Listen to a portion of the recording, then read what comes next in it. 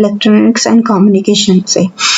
तो CSC VSC तो हमने कभी पढ़ा ही नहीं, हमें बस ये पता था कि हाँ भाई प्रोग्रामिंग वगैरह होती है। फिर उस टाइम पे कोडशेफ बड़ा फेमस होता था, तो कोडशेफ वगैरह पे देखा कि यार कुछ कुछ होता है। 11th-12th में भी की थी, ठीक है, तो C++ ही पता थी।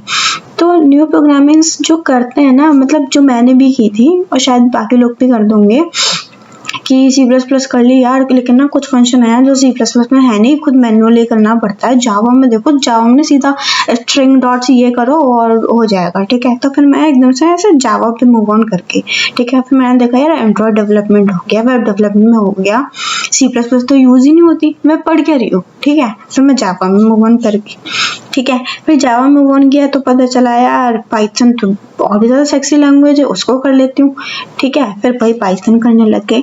तो बेसिकली मैं ऐसे मूव ऑन करती गई और एक लैंग्वेज पकड़ के ना ऐसे बैठी नहीं कि यार चलो बैठ के ना ऐसे कॉन्सेप्ट समझते हैं। मेरा क्या है भाई, सिंटेक्स रट लिया और सिंटेक्स रटते गए, ऐसे कर लिया। ये चीज़ बहुत फुद्दू चीज़ है, ठीक है, जो मैंने की और जो लोग करते भी होंगे कि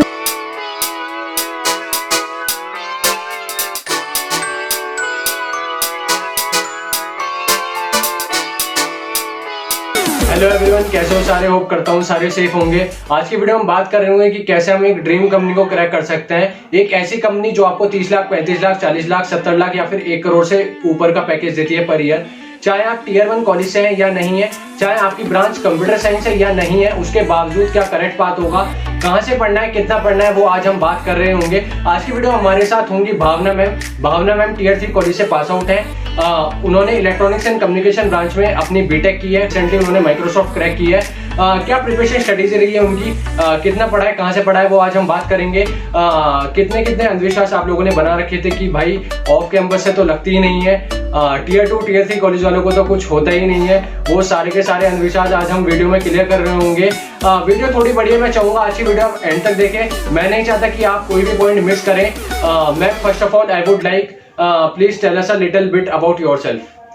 Hello everyone. So this is Bhavna Garg and I'm currently working as software engineer at Microsoft. So one day Yash approached me that he has some queries, some common queries जो लोग generally पूछते हैं या उनके mind में होती है, so that हम कुछ common queries को कवर कर सकें इस वीडियो में. So this is the main purpose for this video. So let's get started. Ma'am, my very first question is to you. जब कॉलेज में गए थे फर्स्ट ईयर में, क्या कुछ ड्रीम्स थे या कुछ एस्पिरेशंस थे कि मेरे को ये चीज़ करनी है, या कुछ ये था कि बस प्लेसमेंट लेनी है, या फिर ये भी था कि एक्सपोजर भी लेना है, तो मतलब क्या था? ओके, सो मेरे कुछ ऐसा ड्रीम्स नहीं थे लाइक कि ओहो मुझे अब ऐसे कुछ गूगल क्रैक करना है, माइक्रोसॉफ्ट क्रैक करना है या सब कुछ, या मतलब बेसिकली मेरी ड्रीम लिस्ट या बकेट लिस्ट में ये सब कुछ कभी से था ही नहीं। मुझे ये था कि फर्स्ट ईयर में अब आए हैं, कॉलेज कुछ अच्छा खास मिला नहीं है, ऑल्दो अब अच्छा है वो कॉलेज अपना, ठीक है, बट लाइक कुछ मतलब उस टाइम मुझे ऐसा लग रहा था कि यार किस कॉलेज में आ गए, अब चलो कुछ तो करना ही है। तो फर्स्ट ईयर तो इसी में निकल गया कि यार प्रिपरेशन करनी है, मेंस का एग्ज़ाम देना है फिर से, एंड कुछ कुछ मतलब ऐसे करके निकलना है बस इस कॉलेज से। 6 months पास हुए and then I was like यार इतना बुरा भी नहीं है कॉलेज, क्योंकि मेरे ऑलरेडी बहुत फ्रेंड्स बन गए थे and I was actually enjoying that college life. तो फिर मैंने JEE मेंस का एग्ज़ाम नहीं दिया basically. So I was happy कि चलो ठीक है इस कॉलेज में आ गए, कोई नहीं यार मस्ती करना है, मस्ती कर लेते हैं। और मेरे कुछ भी ड्रीम्स नहीं थे कि मुझे कुछ करना है basically. I was completely clueless and I was dreamless. मेरे को यार मैं गरीब आदमी हूँ, देखो दो वक्त की रोटी मिल जाए बस वही मेरा ड्रीम है, और तो कुछ भी नहीं। इतने कुछ बड़े एस्पिरेशंस हैं नहीं मेरे, एक्चुअली स्टार्टिंग से भी नहीं थे, अभी भी कुछ खास है नहीं सच बताऊँ तो यही है, this is the only answer I have for this particular question. Ma'am, एक स्टूडेंट को प्लेसमेंट की तैयारी किस ईयर में करनी चाहिए, आपने कब स्टार्ट की थी? देखो मैंने तो बहुत लेट स्टार्ट की थी, तो मुझे तो रेफरेंस लेना ही मत, क्योंकि मेरा क्या था कॉलेज में कोई कंपनी आनी नहीं थी TCS विप्रो के अलावा। विप्रो भी खैर पूल कैंपस में आई, ठीक है, तो और वो तो मेरे को मतलब बेसिकली मैंने सोच लिया था कि हो ना हो कहीं ना कहीं, लेकिन मतलब TCS विप्रो में मुझे नहीं जाना। मतलब कंपनीज ठीक है बट मुझे सर्विस बेस्ड में जाना ही नहीं था स्टार्टिंग से ही। तो मैंने तो सोच लिया था भले ही कहीं हो ना हो उनमें तो नहीं बैठूंगी मैं, ठीक है, बाद में देखा जाएगा जो होगा। तो कोई पूल कैंपस है, ठीक है। अब उसमें कोई कंपनियां नहीं थी, मतलब जो मेरी फर्स्ट कंपनी है, तो उसमें ये था कि मुझे कहीं ऐसे, मैंने उनके जो एम्प्लॉयज़ हैं उनको जैसे तैसे लिंक्डइन के थ्रू रीच आउट किया और ये सब पता किया कि यार वो ना ऐसे लिंक लिस्ट और ट्रीज़ पे फोकस करते हैं। और मुझे मतलब लिंक लिस्ट तो फिर भी आती थी, मतलब ट्रीज़ तो नहीं आते थे। मतलब ये 4th ईयर की बात बता रही हूँ मैं, ठीक है। तो अब यार क्या करूँ, 1 हफ्ते बाद इंटरव्यू है, जैसे तैसे गीक्स उठाया, उसमें ट्रीज़ के जितने पॉसिबल क्वेश्चंस थे, मतलब ऐसे 16-17 कुछ क्वेश्चंस थे, वो मैंने ऐसे कर डाले, रट डाले एक तरह से, ये कह लो, ठीक है। लिंक लिस्ट के 16-17 थे, वो भी रट डाले, ठीक है। और फिर हो गया। तो देखो मेरा तो जैसे तैसे हो गया, बट मैंने बहुत लेट स्टार्ट किया, ठीक है। और वो भी मेरे फर्स्ट कंपनी जो भी जैसी, मतलब उसमें उसको क्रैक करने के लिए किया, ठीक है। बट ऑब्वियसली खाली ट्रीज़ और लिंक लिस्ट से तो सारी कंपनीज निकल नहीं सकती, ठीक है। तो बेसिकली मैंने तो बहुत ही लेट स्टार्ट किया, तो मेरे को तो रेफरेंस मत लो, ठीक है।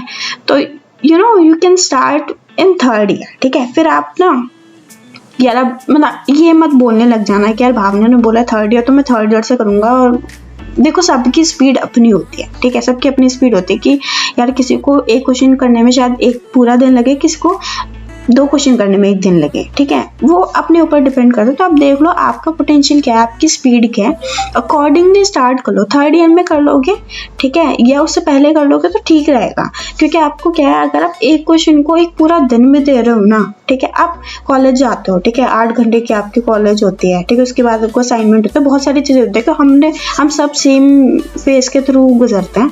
हमने भी वो असाइनमेंट्स किए हैं, आप भी वो असाइनमेंट्स करते हो। और अभी तो फिर भी लॉकडाउन हो रखा है, तो काफ़ी बेनिफिट है आप लोगों को। तो फिर भी तो क्या करो यार, कॉलेज ख़त्म होता है, असाइनमेंट्स वगैरह वो तो देखो चलता रहेगा, वो तो करना ही है, ठीक है।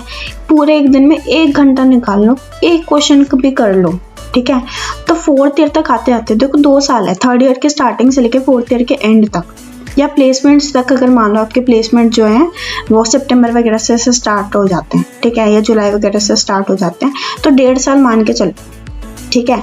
आपको एटलीस्ट 1.5 साल देना है DSLGO में, ठीक है। कॉलेज लाइफ की बात बता रही हूँ मैं, ठीक है। And if you are already in 4th year, तो ऐसे मतलब ये मत सोचना कि मैं लेट हो गया, समथिंग लाइक दैट। कुछ भी कभी कोई लेट नहीं हुआ। मैंने लॉकडाउन में स्टार्ट किया था, लाइक मेरे को 2 साल ऑलरेडी हो गए हैं जॉब करते हो। उसके बाद मैंने स्टार्ट किया कि यार चलो अब स्विच कर लेते हैं थोड़ा सा। तो मैंने तो और भी मतलब समझ जाओ कि कॉलेज के भी 2 साल बाद जाके मैं ऐसे DSL एल्गोरिथम को सीरियसली ले रही हूँ। तो कोई कभी भी लेट नहीं हुआ है। बट मैं कह रही हूँ जो ऑलरेडी 3rd ईयर में है ना, तो तुम लोग अभी से स्टार्ट कर लो सेफ साइड के लिए, ठीक है। तो that is the only thing. Ma'am थोड़ा माइक्रोसॉफ्ट के बारे में बताओ कि माइक्रोसॉफ्ट में आपसे किस टाइप के क्वेश्चंस पूछे गए थे? देखो माइक्रोसॉफ्ट में ना मेरे तो 7 राउंड्स हुए थे, ठीक है। अब बेसिकली उसमें से, क्योंकि देखो मैं एक्सपीरियंस हूँ तो मुझसे सिस्टम डिज़ाइन में पूछा था, बट आप फ्रेशर हो तो आपसे सिस्टम डिज़ाइन नहीं पूछने वाले, सब DSL एल्गोरिथम पूछेंगे, ठीक है। अब उसमें देखो वो लोग ना डायरेक्ट क्वेश्चन नहीं पूछेंगे, जैसे गीक्स और लीड कोड पे आप क्वेश्चन कर लेते हो, ठीक है, कि ट्री को रिवर्स करो, लिंक लिस्ट को रिवर्स करो, ट्री को इन्वर्ट करो, फलाना ठिकाना, ऐसे क्वेश्चंस तो नहीं पूछेंगे वो लोग। वो क्या पूछेंगे, रियल लाइफ बेस्ड क्वेश्चन पूछेंगे, ठीक है। जो जब आप एक्चुअली उसको एनालाइज करोगे ना, तो आपको पता चलेगा वो एक DSL एल्गोरिथम का ही क्वेश्चन है। वो ये नहीं पूछेंगे 2+2 क्या होगा, वो ये पूछेंगे आपके पास 2 एप्पल्स हैं और 2 एप्पल्स हैं, ठीक है। आपको वो एप्पल्स किसी को देने हैं, तो आप बताओ आप उसको कितने एप्पल्स दे रहे हो, ठीक है। तो समझ गए ना, बैकएंड में क्या है कि 2+2 ही करना है आपको। तो वो डायरेक्ट क्वेश्चन नहीं पूछेंगे, प्रॉब्लम बेस्ड पूछेंगे, लेकिन समाउ उसमें वही करना होगा, ठीक है। तो और इतने कुछ टफ नहीं होंगे। देखो वही मैं कह रही हूँ कि ये हमारे अंदर बहुत बड़ा मिथ है कि यार बहुत टफ होती हैं चीज़ें, बहुत ज़्यादा टफ, मतलब पता नहीं कैसे लोग कर लेते हैं। तो सच में मैं बता रही हूँ इतना टफ नहीं होता जितना हम लोग मान के बैठ जाते हैं। पेशेंस रखो, धीरे धीरे क्वेश्चंस करो, धीरे धीरे ना आपके माइंड ना उसी तरह से सोचना स्टार्ट हो जाएगा। जब पहला क्वेश्चन आप सॉल्व करते हो ना गीक्स या लीड कोड पे, तो आप सोचते हो यार इस बंदे ने कर लिया, इसके दिमाग में आया कैसे, मेरे तो दिमाग में ही नहीं आ रहा, ठीक है। वो यार एक्चुअली वो ना over the time he build होगी चीज़ें, ठीक है। अब आपने ABCD पढ़ी नहीं, आप डायरेक्ट स्पीच पे टूट जाओगे तो फिर कैसे ही होगा, ठीक है। तो ओवर द टाइम चीज़ों को टाइम दो, धीरे धीरे सॉल्व करो। नहीं आ रहा, ठीक है, सॉल्यूशन देख लिया, अप्रोच देख ली, ठीक है, 3 क्वेश्चन की अप्रोच देख ली, 4 की देख ली, 5वें क्वेश्चन की अपने आप माइंड में आ ही जाएगी। तो पेशेंस रखो बस थोड़ा सा, ठीक है, तो हो जाएगा। तो इतना कुछ टफ क्वेश्चंस नहीं थे उन्होंने। बेसिकली आप हैशिंग अच्छा करके चलो, मतलब हैश टेबल्स जो होते हैं वो आपको अच्छे से आना चाहिए, ठीक है। तो आधे क्वेश्चन तो वैसे ही सॉल्व हो जाएंगे, ठीक है। और तो मेरे ख्याल से क्या ही, मतलब जो सारे डेटा स्ट्रक्चर्स है वो तो पता ही है, तो इतना करता रहो। तो यही सब क्वेश्चंस पूछे थे। 3 राउंड मेरे DSL एल्गोरिथम के थे, 2 मेरे सिस्टम डिज़ाइन के थे, बाकी 2 जो है पजल्स वगैरह और जैसे बिहेवियरल क्वेश्चंस होते हैं ना कि why do you want to switch और जो भी चीज़ें होती हैं, ठीक है, तो इस टाइप के थे। बस बेसिकली ना कॉन्फिडेंट रहो इंटरव्यू में, ठीक है। नहीं भी आता, कुछ तो आता होगा, ठीक है। जो पूछे उसके इर्द गिर्द ऐसे 2-3 टर्म्स फेंक दो, ठीक है, कुछ मतलब कॉन्फिडेंट रहो। देखो उन अगर मतलब नहीं, ज़्यादा से ज़्यादा क्या होगा कि तुम्हारा नहीं होगा, वो तो वैसे भी नहीं हो रखा।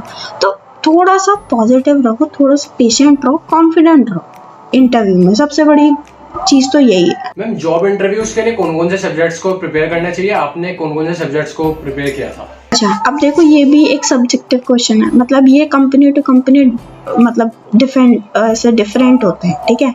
जैसे कि अमेजोन में OS नेटवर्किंग और DBMS पूछ सकते हैं, माइक्रोसॉफ्ट में मुझसे तो नहीं पूछा, मतलब थोड़ा बहुत OS वगैरह का कुछ कॉन्सेप्ट पूछ लिया, लेकिन ऐसे इतना कुछ ऐसा पूछ लिया। एडोबी में C++ की कॉन्सेप्ट ज़्यादा पूछते हैं, ठीक है।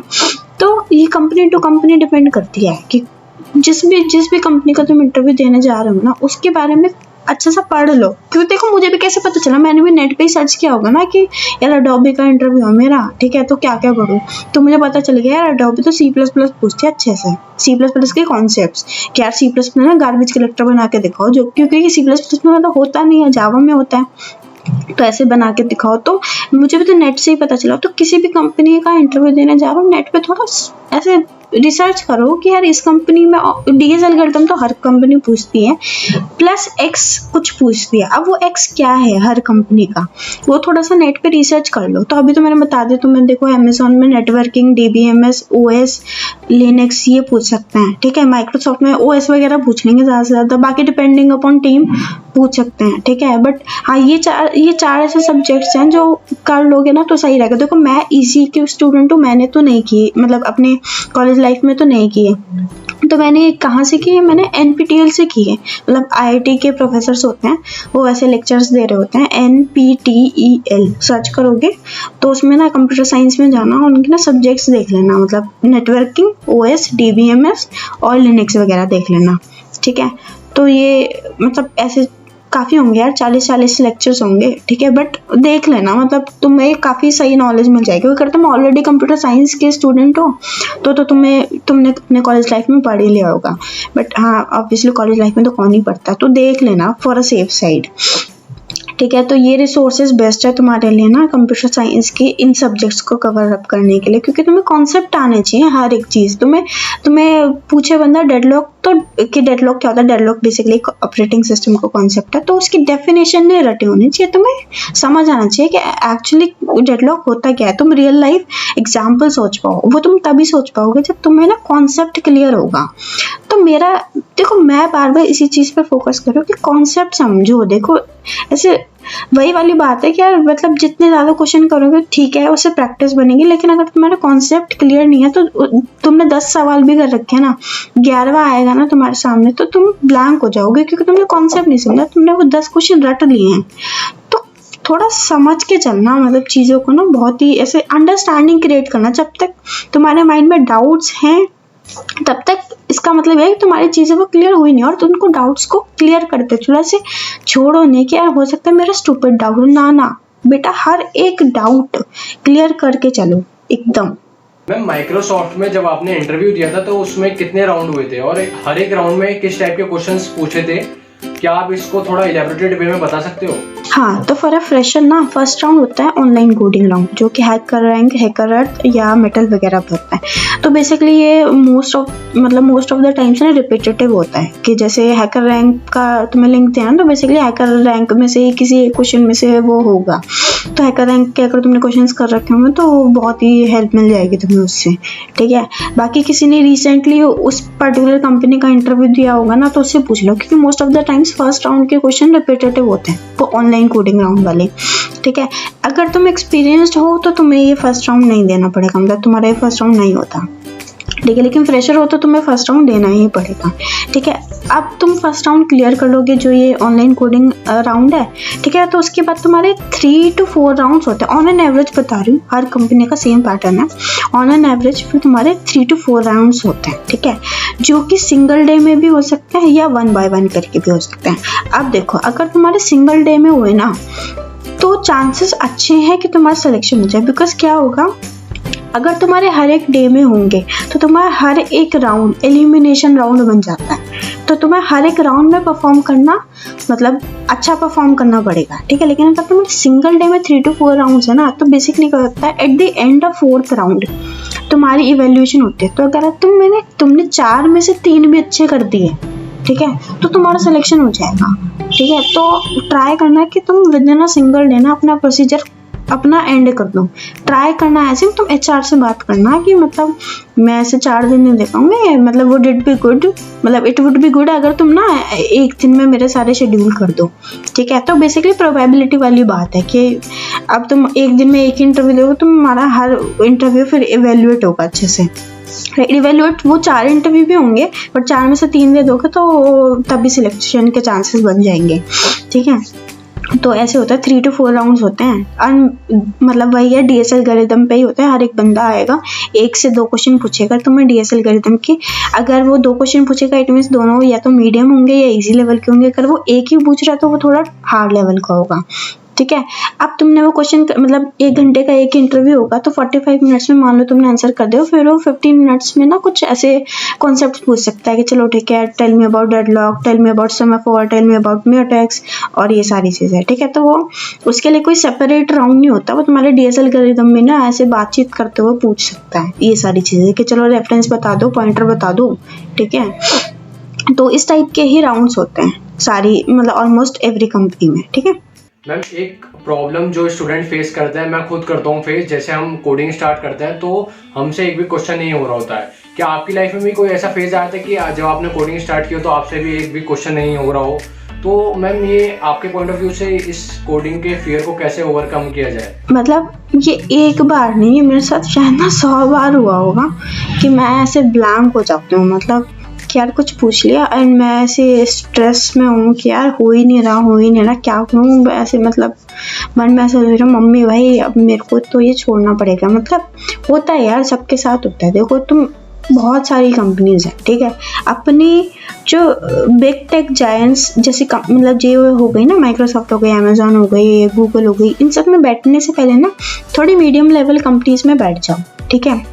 वहाँ से तुम्हारा जो ये इंटरव्यू का जो फियर है ना, वो हट जाएगा। मतलब उन कंपनीज में इंटरव्यू देने से पहले ना ऐसे 10-20 कंपनीज, 30-40 कंपनीज में ऐसे अप्लाई कर दो, उनमें इंटरव्यू दो, ठीक है। उनमें तुम रिजेक्ट हो गए तो देखो तुम्हें बुरा भी नहीं लगेगा इतना ज़्यादा, ठीक है। और तुम्हारा इंटरव्यू का फियर हट जाएगा बिल्कुल, कि तुम, उसने सामने वाले ने क्वेश्चन पूछा, ठीक है, तुम स्ट्रेस में आ गए, यार हो नहीं रहा, शिट मैन क्या करूँ, ये वो फलाना ढिकाना, बहुत सारे थॉट्स आ सकते हैं। लेकिन ना ओवर द टाइम, धीरे धीरे हर एक इंटरव्यू में तुम रिजेक्शन ऐसे फेस करोगे ना, तो तुम्हारा एक्चुअली तुम्हारा कॉन्फिडेंस से बूस्ट अप होता जाएगा, ठीक है। और तुम्हारा वो इंटरव्यू देने का फियर हट जाएगा, ठीक है। तुम ऐसे बहुत सारे इंटरव्यू दे दो ना, तो तुम्हें ऐसा लगेगा तुम चलते चलते इंटरव्यू दे सकते हो, तुम्हें इतना ज़्यादा कॉन्फिडेंस आ जाएगा। मतलब ऑब्वियसली वो आना बहुत मुश्किल है, देखो मुझे भी नहीं है और बहुत लोगों को भी नहीं है, ठीक है। बस उसका सोल्यूशन यही है कि इंटरव्यू देते रहो, ठीक है। अगर तुम्हें कंपनी से कॉल नहीं आ रहा ना,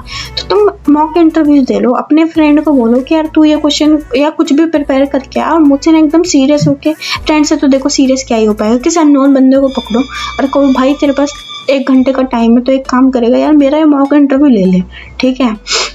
तो ऐसे करते करते ना, मतलब अपने अपने अंदर ना वो जो मतलब अपने आपको ना कंफर्टेबल फील कराना चालू कर दो अनकंफर्टेबल सिचुएशंस में। सामने वाला जितना ज़्यादा अनकंफर्टेबल आपको फील कराना चाहेगा और आप जितना ज़्यादा खुद को कंफर्टेबल फील करा पाओगे ना उस टाइम, तो उससे कॉन्फिडेंस बहुत ज़्यादा बूस्टअप हो जाएगा। जब तक आप अपने कंफर्ट जोन से बाहर ही नहीं होगे तो कॉन्फिडेंस कैसे बूस्टअप होगा, है ना। तो इन ऑकवर्ड सिचुएशंस को ना फेस करो, ठीक है। रो भाई, भले इंटरव्यू कट होने के बाद ना रो लो तुम अच्छे से, लेकिन एटलीस्ट तुम्हें ये तो रहेगा ना कि चलो मैंने अभी अच्छी कंपनी में नहीं दिया, मैंने एक नॉर्मल कंपनी में दिया जिसमें शायद मैं जाना भी नहीं था, ठीक है, तो उसमें रिजेक्ट भी हो गया तो इतना बुरा नहीं लगेगा। लेकिन ये सोच के चलो ना, ये सिचुएशन एटलीस्ट तुम्हारे साथ वो अच्छी कंपनी में नहीं हो रही, ठीक है, उसके लिए तुम प्रिपेयर कर रहे हो। तो वो वाली चीज़ें हैं कि जितना ज़्यादा दोगे ना ये इंटरव्यूज वगैरह, उतना ज़्यादा सही रहेगा, चाहे मॉक दे लो चाहे रियल दे लो। मैम, प्रोजेक्ट से रिलेटेड काफ़ी स्टूडेंट्स के डाउट्स होते हैं कि प्रोजेक्ट किस टाइप के बनाए अपनी कॉलेज लाइफ में। अब मैम, आपने अपने टाइम पर किस टाइप के प्रोजेक्ट बनाए थे? I mean what kind of project are needed for a good resume? देखो, काइंड ऑफ प्रोजेक्ट्स तो मैं क्या बताऊँ, मैं तो ईसी से हूँ तो मेरे मिक्सड अप प्रोजेक्ट्स हैं। 2 ईसी के प्रोजेक्ट हैं मेरे, कुछ मतलब ये चिप वगैरह से रिलेटेड, ठीक है, मतलब एम्बेडेड वगैरह से रिलेटेड, और मेरे 2 वेबसाइट से रिलेटेड है। वो वेबसाइट भी मतलब ऐसी ही है, मतलब इतना कुछ खास नहीं हो उनमें, PHP वगैरह से कभी बनाई होगी, ठीक है, तो इतना कुछ हाई फाई टेक स्टैक तो उसका भी नहीं है, ठीक है। और कुछ मेरे ऐसे ही हैं पाइथन वगैरह से रिलेटेड कि मैंने कुछ स्क्रिप्ट लिख दी कुछ चीज़ को करने के लिए, और ये सारी चीज़ें। तो मिक्सड अप ऐसे मतलब ऑन एन एवरेज तुम 5 to 6 प्रोजेक्ट्स रख लो, ठीक है, और वो मिक्स अप कर लो। ऐसे नहीं कि तुम्हें 6 प्रोजेक्ट्स रखे 6 के 6 वेबसाइट हैं, ठीक है, ऐसा नहीं, क्योंकि देखो आपको नहीं पता कल को आप किस कंपनी में अप्लाई कर रहे हो, हर कंपनी का अपना अपना डोमेन होता है। तो मिक्सअप रखो अपने प्रोजेक्ट्स कि 2 उस कैटेगरी के उठा लिए, 2 उस कैटेगरी का उठा लिया, 1 उस कैटेगरी का उठा लिया, ऐसे करके ऐसे वैरायटी ऑफ प्रोजेक्ट्स रखो अपने में। और कहाँ से रखोगे, गूगल कर लो क्या वेबसाइट रिलेटेड प्रोजेक्ट्स 2 उधर से उठा लिए, एंड्रॉइड रिलेटेड प्रोजेक्ट 2 उधर से उठा लिए, ठीक है, C++ रिलेटेड प्रोजेक्ट या कैसे तो लिनक्स रिलेटेड प्रोजेक्ट्स, ठीक है, वो उठा ले, पाइथन रिलेटेड, ऐसे करते करते 6-7 रख लो, ठीक है, और सही रहेगा। मतलब वो एक ना एकदम बैलेंस्ड कह सकते हो आप उस चीज़ को, कि इतना करोगे तो काफ़ी अच्छा हो जाएगा वैसे आपका resume. Ma'am, at the end कोई एक एडवाइस जो जूनियर्स आ रहे हैं उनको आप देना चाहते हो कि यार कॉलेज में आए हो तो ये चीज़ ज़रूर करना या इस चीज़ पर ज़रूर ध्यान देना अपार्ट फ्रॉम प्लेसमेंट? अच्छा, एडवाइस देनी है, मतलब ज्ञान तो कुछ नहीं है यार मेरे पास ऐसा कुछ, मैं खुद भी अभी सीख रही हूँ। बस भाई यार थोड़ा सा ना कंसिस्टेंट रहो, थोड़ा इंडिपेंडेंट बनो। ऐसे नहीं है बिल्कुल कि मतलब कि हर छोटी छोटी चीज़ के लिए ना तुम मतलब कुछ भी कर देते हो यार। मतलब जो भी है थोड़ा सा इंडिपेंडेंट बनो यार। हर कोई बंदा ना इंटरनेट पे ही ढूंढता है, ठीक है। अब तुम किसी को बोलो कि यार मेरे लिए जाके इंटरनेट से ढूंढ दे, तो वो ठीक नहीं है। तो थोड़ा सा इंडिपेंडेंट बनो, ठीक है, थोड़ा सा पेशेंट बनो, थोड़ा सा कंसिस्टेंट बनो, खुद को मोटिवेटेड रखना सीखो। ऐसे नहीं कि हर टाइम तुम्हें कोई बंदा ही मोटिवेट करेगा, ठीक है।